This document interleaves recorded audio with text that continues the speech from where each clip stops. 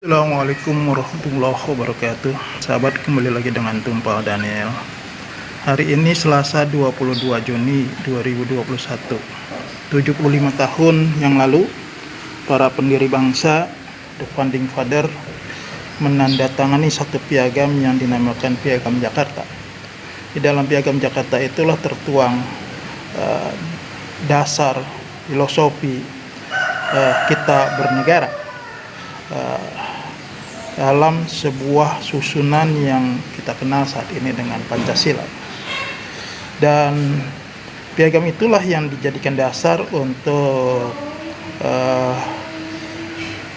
kita memiliki konstitusi bernegara yang disahkan pada tanggal 18 Agustus 1945. Jadi dasarnya adalah Piagam Jakarta yang kemudian disahkan pada tanggal 18 Agustus 1945, dan itu menjadi konstitusi kita bernegara, dan itu pula yang menjadi dasar kita menata kehidupan dalam kita berbangsa dan bernegara. Memang sejarah mencatat konstitusi 1945 itu pernah tidak diberlakukan saat mana negara Republik Indonesia berubah menjadi negara Republik Indonesia Serikat, dan kemudian kembali menjadi negara kesatuan tahun 50 hingga sampai dengan tahun 59 saat mana diberlakukan kembali Undang-Undang Dasar 1945 melalui dekret. Dan alhamdulillahnya Presiden Soekarno ketika memberlakukan kembali Undang-Undang Dasar 1945, dia itu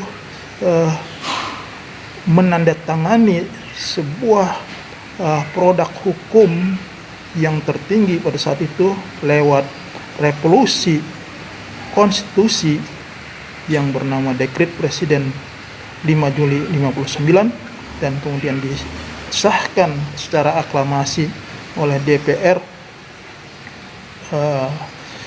RI pada saat itu, yaitu di mana dikatakan Undang-Undang Dasar 1945 yang dijiwai oleh Piagam Jakarta. Maka sejak itulah sesungguhnya sejak 59 sampai hari ini dan ke depan, dasar negara kita itu adalah Undang-Undang Dasar 1945 yang dijiwai oleh Piagam Jakarta. Artinya apa?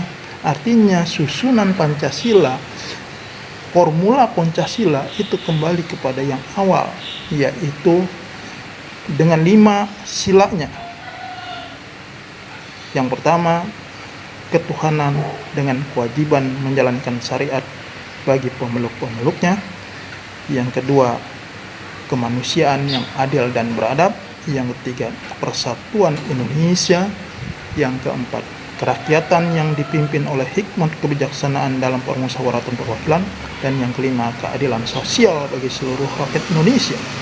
Hal ini kemudian ketika Indonesia berubah dalam dinamika politik yang ada, yaitu peralihan dari Orde Baru ke Orde Reformasi, dan kemudian Undang-Undang Dasar 45 mengalami perubahan yang kita sebut dengan amandemen yang berlangsung 4 kali, dan kemudian disahkan pada tanggal 10 Agustus 2002, yaitu Undang-Undang Dasar 45 perubahan dinyatakan di situ berdasarkan putusan MPR RI menyatakan Undang-Undang Dasar 1945 yang dimaksud adalah Undang-Undang Dasar 1945 yang disahkan pada tanggal 18 Agustus 1945 dan yang diberlakukan kembali melalui Dekret Presiden 1959.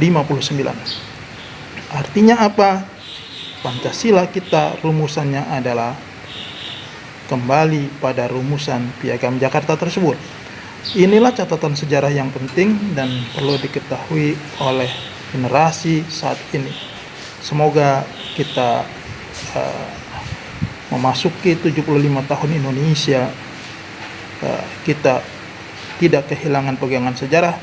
Kita selalu ingat dengan sejarah kita, para pendiri bangsa kita yang telah mengorbankan jiwa dan raganya dengan pemikiran yang sangat cemerlang untuk memperkuat bangsa kita ke depan.